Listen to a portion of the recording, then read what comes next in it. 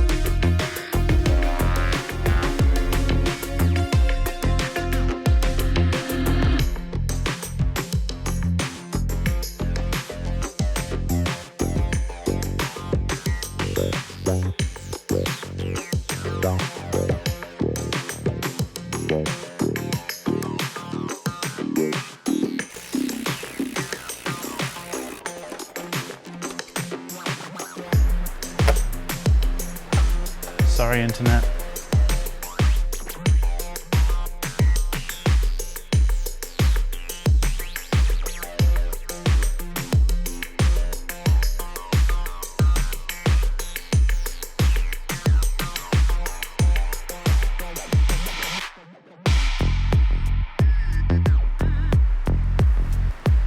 It's not even milky at all. Looks fine to me. I wonder if it was a faulty radiator cap, not a blown head gasket. Don't really care.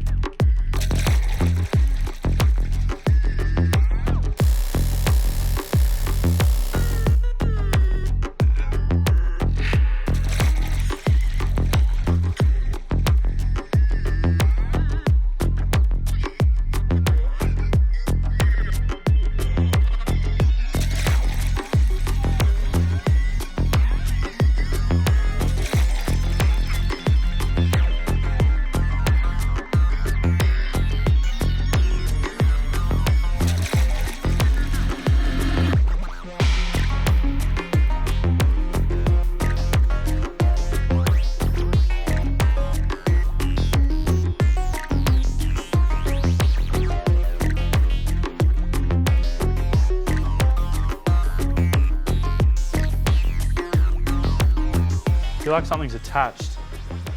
No, it's just been a There must just be that the crane's just being difficult.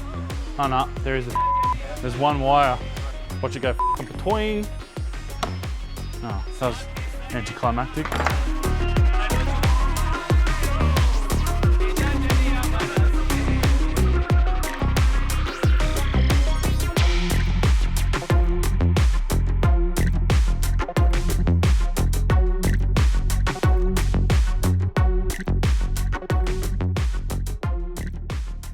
We've come to about the midpoint of the day where we've now got all of the original running gear out. The 1G and the transmission are on the ground. We've just quickly had a look at the bay and what we can remove. We've pulled out things like all the power steering lines, the power steering reservoir, the power steering cooler.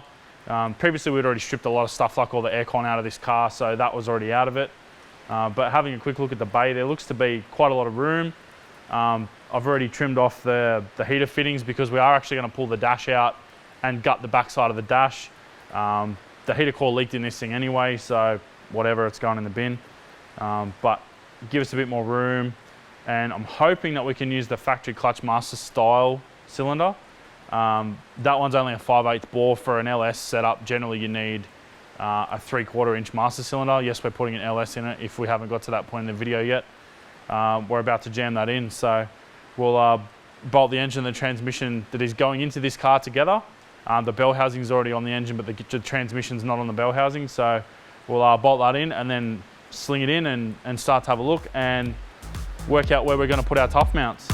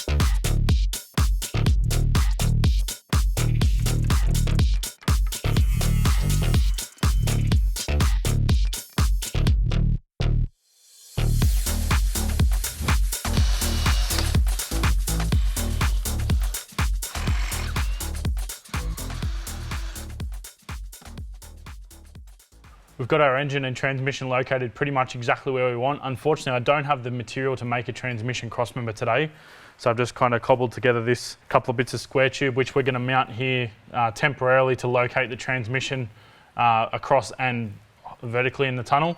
So this will basically lock that position in while we jump ahead and weld up our DIY Tough Mounts LS mount kit. So at this point, I think we're actually going to weld the tabs directly to the crossmember. The only compounding thing to that is I didn't grind any paint off the crossmember yet because we didn't know where we're actually going to end up with the engine and subsequently the mounts. So I'll probably have to get in there with a little bit of a buffer or a sander to knock the paint down, but apart from that, it should be fairly smooth going still. It's gone in pretty well. It's actually got really good clearance on the steering rack. So I was a bit worried that we were going to run into clashing issues with the starter motor like you would putting an LS into an S13 or a right-hand drive S13 anyway.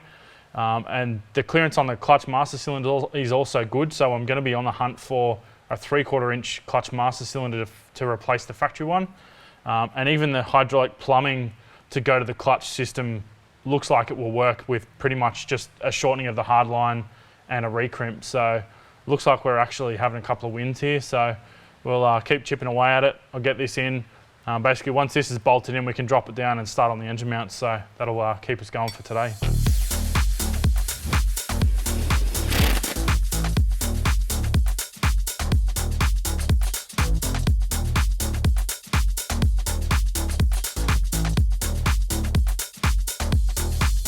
For those of you that haven't seen the previous episode, we sourced this engine, which is a L98 from ACM Auto parts.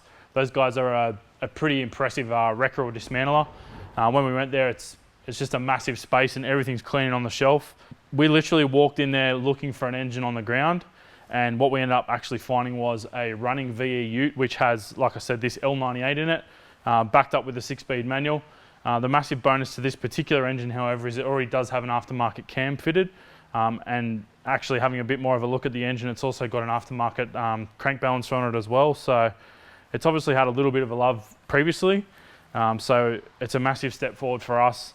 And hopefully it'll mean trouble-free motoring for a long time to come. For peace of mind, those guys do offer 6 months either parts warranty or parts and labour. For us, we actually opted for no warranty purely because we're going to use this in a motorsport application. And obviously, to be fair for everyone, the warranty's not really going to be fair and reasonable on this engine. So we're going to continue along with the mounts. Now we've got the engine nicely positioned. It's centered in the bay as well as level in the bay. We've also got our transmission centered in the tunnel. So that's basically given us the engine position that we've got now. There's actually no way to go any lower. We've got a 9mm clearance between the crossmember and the engine currently. We've been using 3mm MDF shims, and we've got 3 under each side. Obviously, we're going to allow a little bit of compression on the engine mount, so that's 9mm with no load. So obviously, once we hang the engine on the mounts, we'll probably see a 2 or 3mm drop. So being that we are going to use tough mounts, the bushes are quite durable and strong, and they don't actually compress very easily. So it's not going to sag and hit the crossmember like if we were going to use an OEM style bush. So with that in mind, we're going to keep going with it.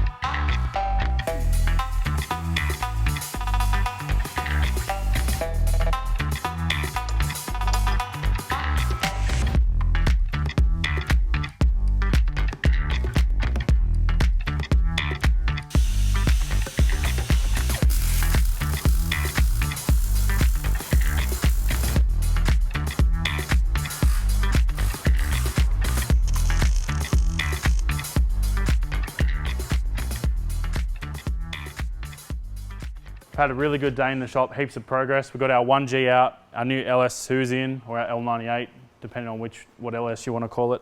But that's in and mounted with using the Tough Mounts Universal kit. There wasn't a lot of fabrication to actually do, basically cut and shorten the brackets and bend one of them on each side. That's gone in really well.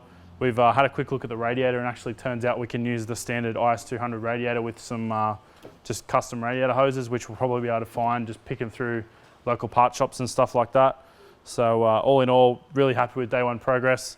Thank you to ACM for their support with the engine and transmission. Highly recommend using those guys if you do want to get engine conversion packages or even replacement engines. They've got thousands of engines in stock. Massive thank you again to Tough Mounts. We've been using their products for a long time in a lot of our builds on and off camera. Thanks to Sparesbox as always. Thanks to Valvoline. Thanks to our Patreons. Thanks to everyone who's been buying merch. Thanks for watching, and we'll see you next time.